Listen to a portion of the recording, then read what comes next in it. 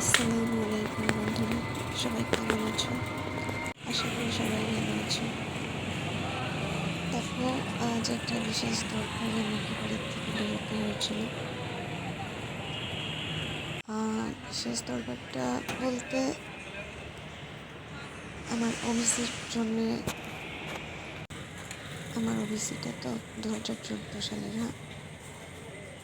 সেটা রিভ্যালিডেশন করার জন্যই আমি গেছিলাম।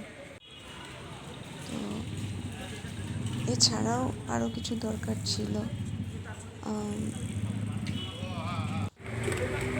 সারাদিন খুব ক্লান্ত হয়ে গেছিলাম। মাথা ব্যথা খুব করছিল। সারাদিনই কেটে গেছিলো এই করতে করতে। একবার এখানে একবার ওখানে, যেখানে যাচ্ছি সেখানে লম্বা লাইন, সেখানেই লম্বা লাইন। ভীষণ বিরক্তও লাগছিল।